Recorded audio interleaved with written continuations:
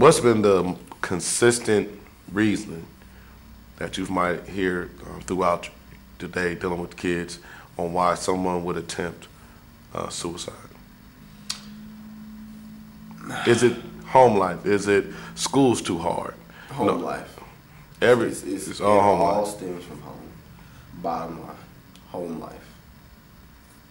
Period, point blank. And is it the home life of dad's just not home and all of this, mom she's struggling, or is it? It's more than just dad and mom. It takes a village to raise a child.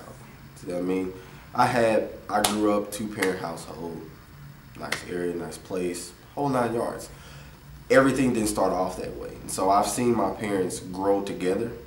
I've seen them in a struggle standpoint, and I've seen them in a successful standpoint. Now, even though I've seen them in both standpoints, the thing is, I'm still my own individual person. So when I step outside of the house, I have to represent my family. And see, there's no expectation to represent families anymore, or represent your immediate family or the big family as a whole. Nobody has that expectation anymore.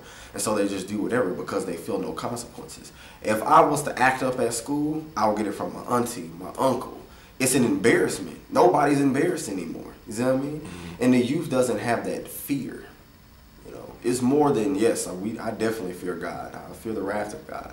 I have a deep connection with God, but I also fear my parents. If I acted up, it was on and popping, you know, it was. Do you think that the removal of God out of the school, I used to pray, they used to do you think that played a role in the change of attitude with the kids? And let me add to that.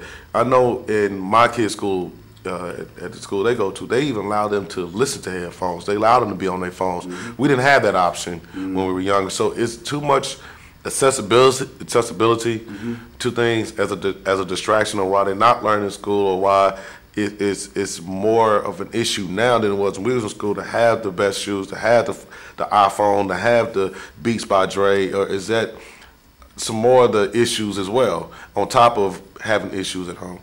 Well, we're dealing with supply and demand and consumers and producers, bottom line.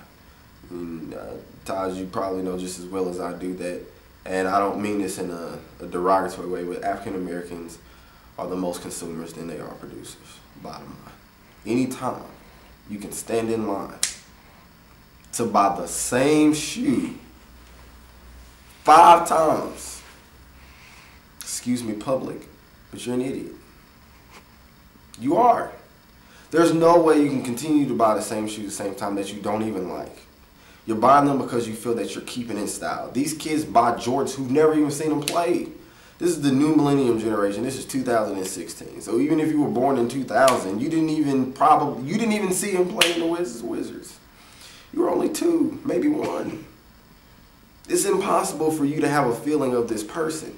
So what I'm saying is that this is a program generational, it's dang near a curse. It's a program generational curse that we program our kids to be consumers and not producers. Period. There's no way. Let your kids create. We've taken away creativity and given them a game. And I'm the biggest technology person you ever know. But as they're doing different things, explain it to them. But it's a broken system and a broken cycle.